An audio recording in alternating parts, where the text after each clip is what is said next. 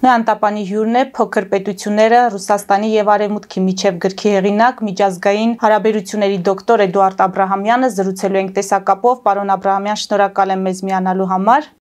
Ես էլ եմ շնորհակալ, բարև ձեզ։ Մեր հարցազրույցը սկսենք աշխարհին խաղաղություն ԱՄՆ-ին ոսկեդար խոստացած Թրամփի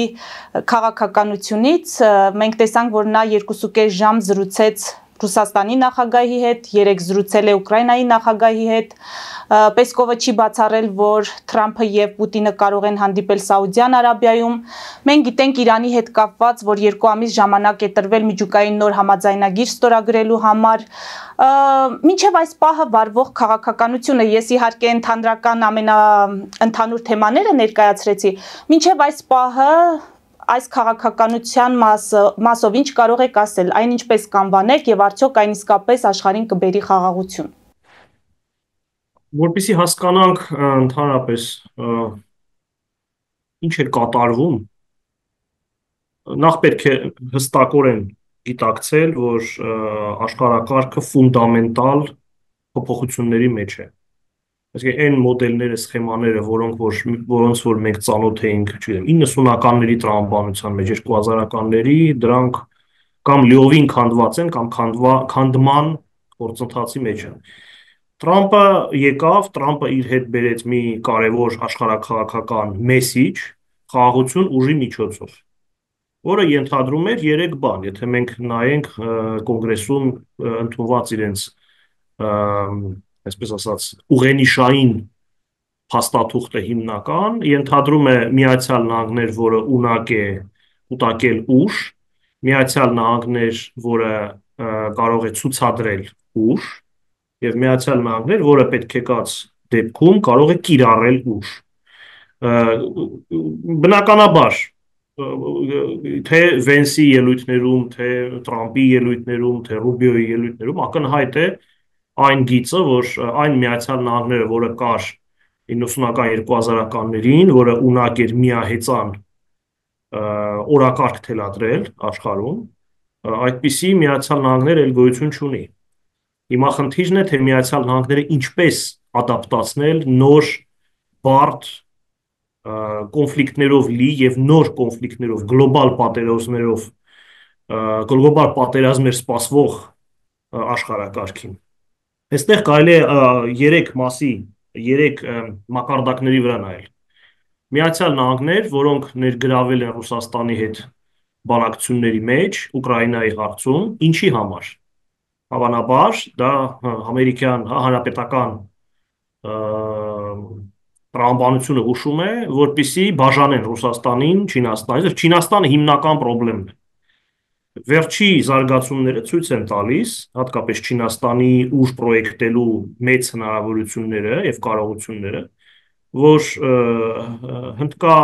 խաղաղօվկիանոսյան հատվածում Միացյալ Նահանգների այդ ճարտարապետությունը, զսպման ճարտարապետությունը կամ չի գործում, կամ գործում է շատ պայմանական, հատվածային։ Նույն Թայվանի հետ կապված։ Եթե Թայվան չլինի, Միացյալ Նահանգների գեոպոլիտիկ դերակատարությունը այդ տարածաշրջանում էականորեն նվազում է, էականորեն, եւ Չինաստանը դա շատ լավ հասկանում է։ Եվ որն է, այսպես ասած, այս Ուկրաինայի հետ կապված փոփոխությունը Միացյալ Նահանգների դիրքորոշման։ Ներգրավել Ռուսաստանի բանակցությունների մեջ, որ ինչ լինի, որ կանգնեցվի պատերազմը, որ դա ինչի բերի, որ բերի Ռուսաստան-Չինաստան բաժանմանը, ես խիստ կասկածում եմ, որովհետև նույն Չինաստանը ակտիվորեն աջակցում է Ռուսաստանին այս պատերազմում եւ որևէ նշան չկա եւ չի եղել, որ նա ավելի կողմ կլինի, այսպես ասած, միջնորդի դեր տանել կամ ձգտել, որպեսզի պատերազմը դադարի։ Ընդհակառակ, տեխնոլոգիական լրջագույն ներհոսք է դեպի Ռուսաստան երկակի կամ նույնիսկ հենց ռազմական տեխնոլոգիաների, նավթի, էներգոռեսուրսների ակտիվ շրջանառություն եւ այլն։ Այսինքն Չինաստանը այստեղ բավականին այնպիսի խաղացող է, որը որ ըստ էության ցանկանում է, որ պատերազմը շարունակվի, ճնշումը դեպի արևմուտք զարգանա, Ռուսաստանի միջոցով։ Հետևաբար, իսկ եթե չստացվի, այսինքն եթե սա բերի ավելի մեծ խնդիրների, արդյոք առկա է ռազմավարություն Միացյալ Նահանգներում։ Ինձ համար դա օրինակ հարց է։ Ես ինքս չգիտեմ։ Ինչպիսի հաշվարկներ կան։ Հասկանում եք, Տեսեք, Մաքիավելլին հիշենք, հա, որ ասում էր, որպեսզի հասկանաս ներկայում ինչ է կատարվում եւ կռահես ապագան, պետք է լավ իմանալ անցյալը։ Օրինակ Ուկրաինայի մակարդակով նայենք, փորձենք ավելի այսպես ասած մոդելների մեջ տեսնել։ Շատերը գրում են եւ ասում են, որ սա գիտեք, Միացյալ Նահանգների այս գործողություն դա Մյունխենյան գործարքն է։ Գործարքի նման մի բան է, հա, Ուկրաինային խաբել, ժողովրդական լեզվով ասած, գցել, հա, բայց այստեղ Մյունխենյան տրամաբանություն ավելի քիչ եմ ես տեսնում, որովհետև Ուկրաինան իր գործող բանակով, որպես գործոն հողի վրա պատերազմող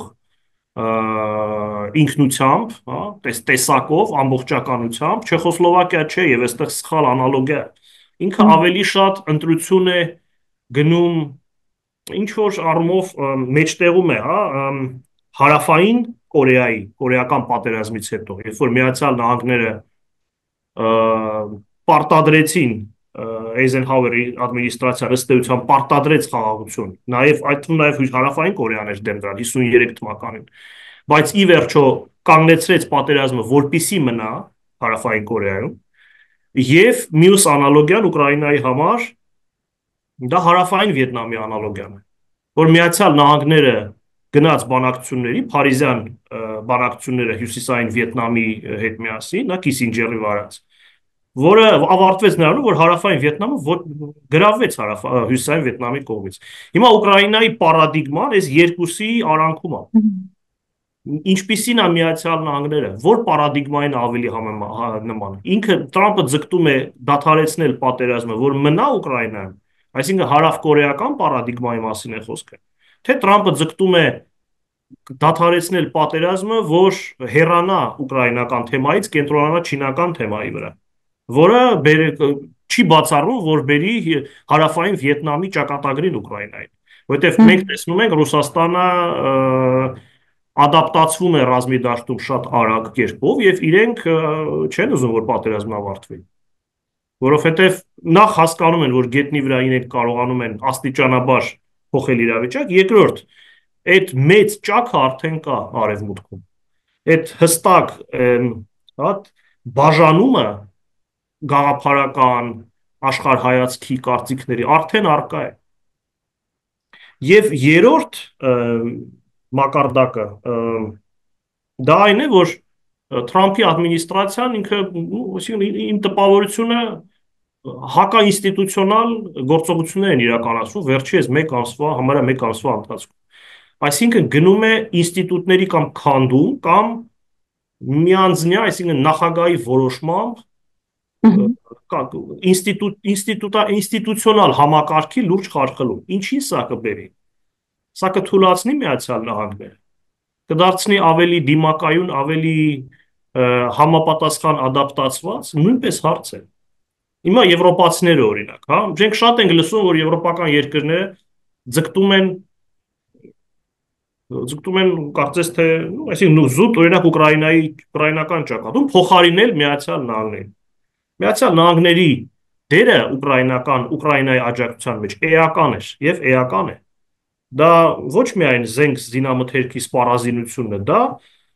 տեխնոլոգիաներն են, դա հետախուզական տվյալներն են, որը եվրոպական երկրները իրենք իրենցով նույն որակի, նույն մասշտաբի, նույն քանակությամբ ապահովել չեն կարող։ Շտատ են,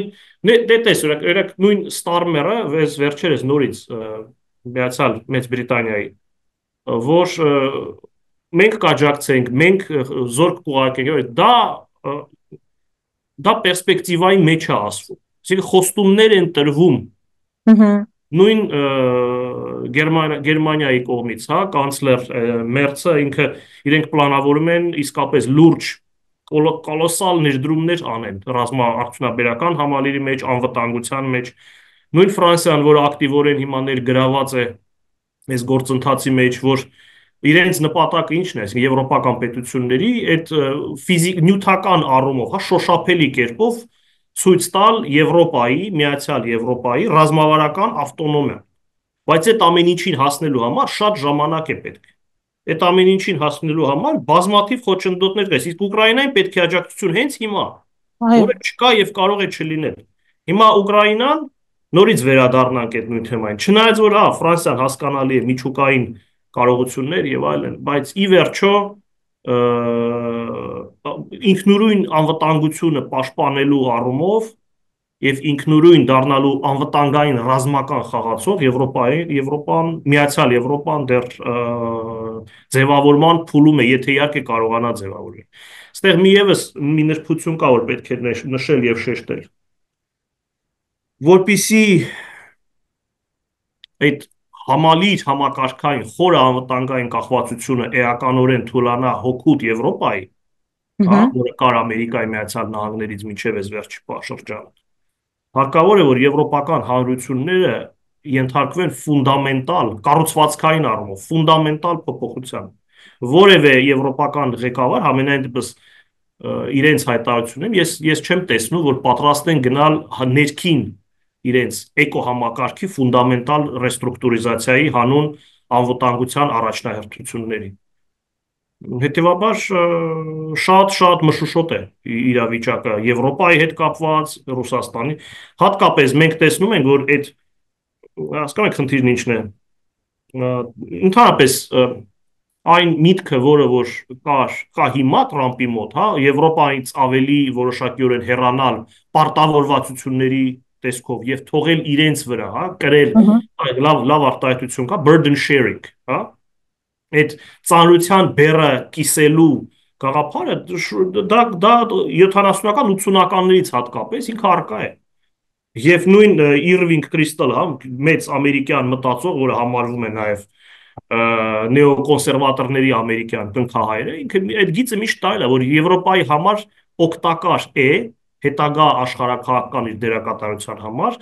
նույն ՆԱՏՕ-ն դարձնել մաքուր եվրոպական, այսինքն Միացյալ Նահանգները ՆԱՏՕ-ից դուրս, բայց որպես դաշնակից եւ ինքնուրույն Եվրոպա։ Հիմա դա այնպիսի գործընթացներ են եւ հատկապես ոչ արևմուտքի կոնսոլիդացիայի ֆոնին, որ շատ դժվար է հասկանալ այս ամեն ինչը ինչով կավարտվի։ Դե օրինակ նույն Ուկրաինայի օրինակը ձեզ բերեցի, կամ Հարավային Կորեայի ճակատագիրն է, կամ կիսվելով, ըստ էության տարածքներ կորցնելով, բայց պահելով պետականությունը, համակարգը, արևմտյան զորքերի մասնակցությամբ արևմտյան ներդրման, արևմտյան քաղաքացիական ծիրի մեջ, կամ Հարավային Վիետնամի ճակատագիրն է։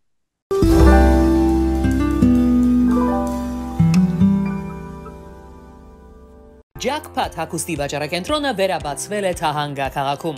Նոր տեսականի, նոր արժեքներով ու նոր զեղչերով։ Եվրոպական հագուստ եւ կոշկեղեն կանանց, տղամարդկանց եւ երեխաների համար։ Օծանելիք, ճամպրուկներ, պայուսակներ, գիշերանոցներ, գոտիներ եւ դրամապանակներ։ Մեծ ապրանքատեսականի, մեծ զեղչերով։ Համեցեք Jackpot Թահանգայում։ Հասցեն 7057 Foothill Boulevard։ Հեռախոս 818 813 2252։ Jackpot։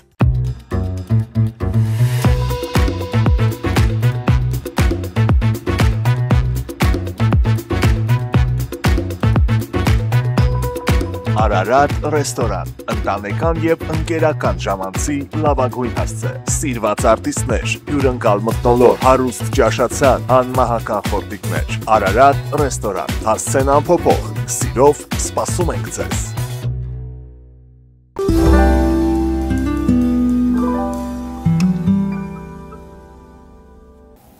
Պարոն Աբրամյան, հիմա ձեր այս նկարագրածի ֆոնին շատ խոսում է ձեր գրքի վերնագիրը փոքր պետությունները Ռուսաստանի եւ Արևմուտքի միջև։ Հիմա այս համատեքստում սպասել հավատալ, որ Հայաստանի եւ Ադրբեջանի միջև տարածաշրջանային այս փոքր պետությունների միջև կլինի խաղաղություն։ Գիտեք, որ համաձայնեցվեցին չհամաձայնեցված վերջին կետերը եւս Փաշինյանը առաջարկում է խորհրդակցություններ սկսել եւ հնարավորինս շուտ ստորագրել այդ համաձայնագիրը։ Մենք տեսանք միջազգային շատ լայն արձագանք, ըստ էության տարբեր երկրներ ողջունեցին եւ ասացին, որ խոչընդոտներ չկան ըստ էության այդ համաձայնագիրը կամ պայմանագիրը ստորագրելու համար եւ հիմա շատերը պնդում են, որ միջազգային ճնշումը թուլացնելու համար ադրբեջանական կողմը կրակոցների մասին ապատեղեկատվությունը տարածում է, որպեսզի Հայաստանին դնի այդ ոչ կառուցողական դիրքում։ Ինչ վերլուծություն ունեք փոքր պետությունների գործողությունները եւ արդյոք այս հակամարտող փոքր պետությունների միջև հնարավոր է խաղաղություն այս աշխարհաքաղաքական զարգացումների ֆոնին։ Հարցը բավականին բարդ է, Էլիզա, գիտեք, էլի բազմաթիվ շերտերի պրիզմայով է պետք նայել։ Կովկասը միատար չի մշակութային առումով, Կովկասը միատար չէ աշխարհայացքային առումով, Կովկասը միատար չէ էթնո-կրոնական առումով, Կովկասը միատար չէ աշխարհաքաղաքական հայացքների, ռեժիմների եւ ապագայի տեսլականի ձևավորման անվտանգային սպառնալիքների առումով, բոլոր առումներով միատար չի։ Այսինքն մենք գործ ունենք մի տարածաշրջանի հետ, որի 3 պետությունները, 3 փոքր պետությունները, պայմանական ասենք, հա, ունեն ֆունդամենտալ, ես դա անվանում եմ, ես դա պրոբլեմատիզացրել եւ տեսականացրել եմ իմ գրքում, դա կոչվում է հետերոգենություն, ֆունդամենտալ հետերոգենություն աշխարհաքաղաքականության մեջ տարածաշրջանի։ Այսինքն իրենք ֆունդամենտալ տարբեր հակադիր դիրքերում են։ Որպիսի այդ ոչ նույնամտածելակերպությունը, հա, անգլերեն ասած, like-mindedness-ը ձևավորվի կամ մեղմվի, այդ 3 պետությունները կամ պետք է պարադոքսալ, հա, բան ասենք, կամ չունենան սուվերենություն, հա, լինեն իրենք պայմանական ասած սովետական միության կազմի մեջ։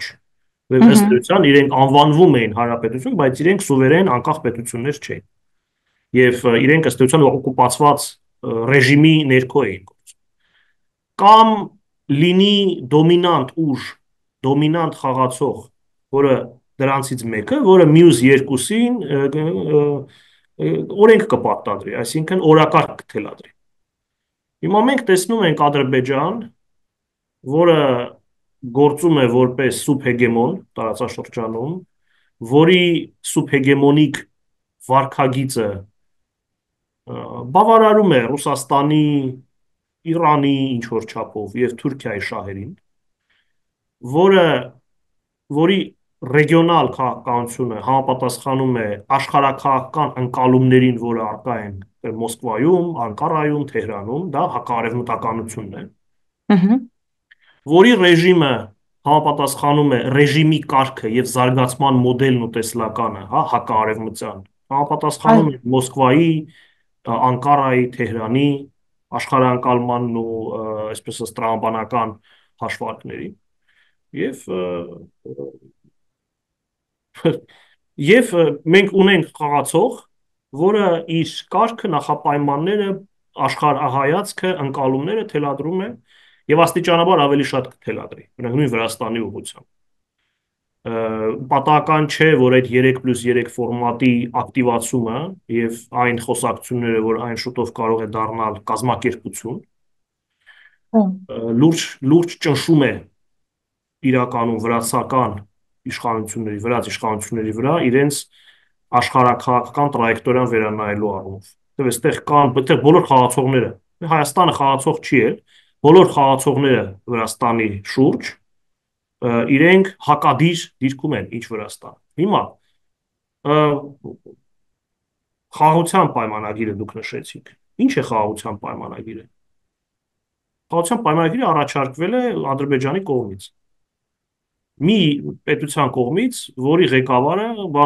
առնվազն 2 անգամ նշել է իրենց վերջնական նպատակը որն է։ Հայաստանի Հանրապետության դեսուվերենիզացիան, աշխարհաքաղաքական աբսորբցիան Ադրբեջանի կողմից եւ ինչպես Ալիևը նշել է դեռ 2016-ին, եթե չեմ սխալվում, հասցնել նրան, որ Հայաստանի գոյությունը եւ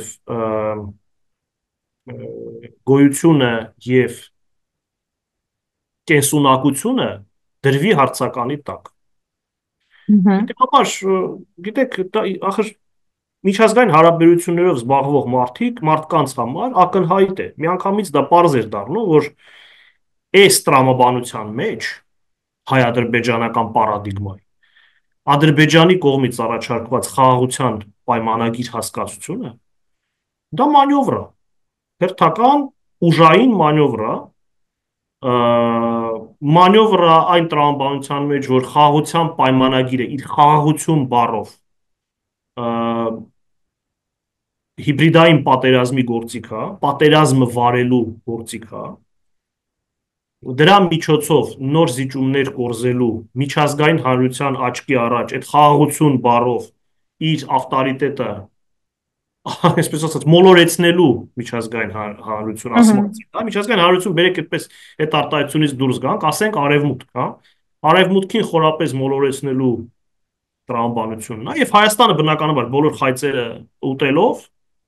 հայտնվել է հիմա ծուղակի մեջ, աշխարհակահաղական լուրջ ծուղակի մեջ։ Պարոն Աբրահամյան, ինչ լուծում եք տեսնում, օրինակ ինչ խորհուրդ կտաք Հայաստանին, եթե ենթադրենք իրենք ունեն ձեր խորհրդի կարիքը։ Լուծում կա, եւ նաեւ մենք գիտենք, որ մեր քաղաքական դաշտում կան ուժեր, որոնք առաջարկում են այնուամենայնիվ գնալ ռուսական հարթակում այս հարցը լուծել, Ռուսաստանի ազդեցությունը ընդունել եւ այդպիսով ասում են խաղաղություն կլինի։ Դուք ինչ լուծում եք տեսնում։ Ուրեմն բերեք այսպես պայմանավորվենք։ Ես իմ գոլեգաները լինելով պաշտոնյա ժամանակին դրանից հետո հանդես ենք եկել մի քանի անգամ լուծումների մեր առաջարկներով 2020, 21, 22 դրանք բոլորը կամ անտեսվել են կամ մերժվել են։ Հետևաբար ես ցանկություն չունեմ նորից հանդես գալու որևէ առաջարկով ում առաջարկեմ։ Ինչա, Հայաստանի Հանրապետության իշխանություններին ես առաջարկելու իրենց ոչինչ չունեմ, որովհետև այն քաղաքականությունը, այն քայլերը, որոնք որ իրականացվել են, դիքախր հասկանում եք, յուրաքանչյուր քայլ, յուրաքանչյուր հայտարարություն ունի հետևանք, նա բերում է համապատասխան արդյունքների եւ հետևանքների, եւ իրենք իրենց ձեռքով կուլ տալով այս խայծը, մինչև վերջ գնալով, լրիվ հանձնելով ու զիջելով, հայկական շահը, նույնիսկ Հայաստանի Հանրապետության ըստ էության սուվերենությունն է վիճարկվում, որովհետև նրանք թելադրում են սահմանադրության փոփոխություն, այսինքն ներիրավական օրակարգը եւ ապրելակերպը նույնպես նրանք են թելադրում Հայաստան։ Հետևաբար ինչ սուվերեն պետության մասին կարա լինի խոսք։ Այստեղ ես տեսնում եմ հստակ տրամաբանություն Ադրբեջանի կողմից, ի վերջո Հեյդար Ալիևը միշտ շատ բարձր կարծիք է ունեցել Բրեժնևյան եվրոպական քաղաքականության մասին եւ պատահական չի, որ ինչ որ առումով այս տրամաբանությունը գործում է Հայաստանի նկատմամբ իր որդու կողմից, Իլհամ Ալիևի համակարգի կողմից, դա Հայաստանը դարձնել այն ինչ մտնում է Բրեժնևյան սահմանափակ սուվերենության դոկտրինի տրամաբանության, այսինքն ըստ էության սատելիտացումն է Հայաստան։ Եվ մի կողմից գնալ, այսինքն ինչ են ուզում ստորագրել, ինչ եք ուզում ստորագրել, ինչ խաղաղության պայմանագիր, ում հետ, մի երկրի, որը 5 օր շարունակ ասում է, որ հայկական կողմը կրակում է, մի երկրի, որը քաղաքական, այսպես ասած, սուտ ասեմ, սուտ բառը մի քիչ համապատասխան չի այս մեր կոնտեքստում, բայց ծուղակների մեջ գցելու քաղաքականությունը Հայաստանի նկատմամբ դարձրել է շատ էֆեկտիվ գործիք, մի իրավիճակի մեջ դնելու, որտեղ Հայաստանը ըստ էության, եթե դիմադրի, ուրեմն կլինի պատերազմ, եթե չդիմադրի, ուրեմն կլինի խաղաղություն, այսինքն ինչ եք ուզում ստորագրեք, ում հետ եք ուզում ստորագրեք։ Եվ Ադրբեջանի տրամաբանությունը մի կողմից տեղավորվում է սատելիտացման քաղաքականության հետ, որտեղ ամեն ինչ դիտարկվում է որպես ռազմական նպատակներին հասնելու ոչ ռազմական գործիքների միջոցով քաղաքականություն, հա, այդ սուվերենությունը սահմանափակելու քաղաքականության միջոցով, մյուս կողմից դե իրենք դուք տեսնում եք, որ իրենց պահանջները միայն շատանալու են եւ մեծանալու են։ Ռուսական հարթակի հնարավորությանը կխնդրեմ անդրադառնալ, իսկապես իրատեսական է ռուսական հարթակում, այսպես ասած, փրկություն փնտրելը, պարոն Աբրահամյան։ Փրկությունը միայն քո մեջ է, ոչ թե տարբեր հարթակների։ Եթե դու քեզնից էլ ոչինչ չես ներկայացնում, եթե դու ընդունել ես լինել վասալային տարածք, եթե դու ընդունել ես Ադրբեջանի քո վերաբերյալ ընկալումները, ինտերպրետացիաները քո վերաբերյալ եւ նարատիվները, Եթե նա քեզ անվանում է ֆաշիստական պետություն եւ քո պաշտոնյաները, տարբեր պաշտոնյաներ իշխանական, արդեն ըստ էության թեզը պաշտպանում են։ Գնում եւ հայտարարում են, այո, կա հայկական ռադիկալ ազգայնականություն եւ այլն։ Ինչ Եթե ինչ հարթակների մասին է խոսքը։ Այստեղ բերեք Բիսմարկին հիշենք, էլի, այսինքն Ադրբեջանի կողմից վարվում է այդ դաժան ուժային ռեալ պոլիտիկի քաղաքականություն։ Ինչպես ասում էր Բիսմարկը, պարտվողից թողում են միայն աչքերը։ Ինչի համար, որպեսզի նա կարողանա լաց լինել։ Եվ մենք գործ ունենք այդպիսի մի պետության հետ։ Ինչ հարթակների մասին է խոսքը։ Հայաստանի Հանրապետությունը ռեալ գիտակցում է, թե ինչ բարդ անվտանգային վիճակում ենք գտնվում, որևէ ֆունդամենտալ խորքային փորձել է հասկանա ընդհանրապես, որոնք են այդ լրջագույն, այսպես խոցելիությունները։ Դրանք հարցեր են, որոնք էլ մեր մոտ կան, պարոն Աբրահամյան, ուղղակի ես ուզում եմ հասկանալ, եթե այս իշխանությունները չլինեն, ենթադրենք սրանք ենթարկվող թուրքական պահանջները բավարարող իշխանություններ են եւ փոխվում են, հանրությունը չի ընդունում այս քաղաքականությունը, ընտրություններով փոխում է, գալուց է նոր իշխանություն։ Արդյոք նոր իշխանությունը ունի իսկապես ռեալ հնարավորություն լուծելու աշխարհաքաղաքական կենտրոններից թեկուզ որևէ մեկի վրա հենվելով այս իրավիճակից դուրս գալու հնարավորություն Հայաստան պետության համար։ Յուրաքանչյուր այս իշխանությունից հետո յուրաքանչյուր այլ իշխանություն կունենա ոսկե ժամանակահատված եւ ոսկե հնարավորություն վերաիմաստավորելու Հայաստանի իմաստը հայ ժողովուրդ որպես հայկական պետություն, հա, հասկանալու ինչպես Հայաստանը վերադարձնել աշխարհաքաղաքականություն, որը այդպեսին ինքը արդեն էլ չէ, եւ ինչպիսի ոչ դասական, ինչպիսի անգլերեն ասած out of box, հա, շատ հաճախ ոչ ռացիոնալ լուծումներ գտնի նման իրավիճակում եւ այդ ոչ դասական ինովացիոն լուծումների տրամաբանությունը ինչպես դասավորի ռազմավարական պլանի եւ պլանավորման մեջ։ Հետևաբար Հայաստանը ծուղակի մեջ է, եթե մենք դասական տրամաբանությամբ նայենք միջազգային հարաբերությունների, վերջ, Հայաստանը վերջացած է։ Բայց եթե մենք նայենք փոքր պետությունների պրիզմայով, հա, մեր մոտ կա խնդրեմ, իդեպ ասեմ ձեզ։ Հայաստանում դոմինանտ են կեղծ համոզմունքներ եւ դոմինանտ է մեր երկիրը, ընդհանրապես փոքր երկրներին գերտերության աչքերով նայելու խնդրեմ։ Մինչ իրական փոքր պետությունների պրիզման, հա, դիտակետը լիովին այլ է։ Փոքր պետությունները իրենց դիրքից շատ ավելի մեծ հնարավորություններ են տեսնում։ Շատ ավելի մեծ խորհուրդներ են տեսնում, որտեղ իրենք կարողանում են մտնել եւ մեծացնել, քան մեծերը կարող են պատկերացնել կամ տեսնել։ Խնդիրը ինտելեկտի, այսպես ասած, բարոյական, ինտելեկտի եւ բարոյականության համաձուլման եւ նաեւ մեծ մոտիվացիայի միաձուլման մեջ է, որը մեզ մոտ հիմա չկա։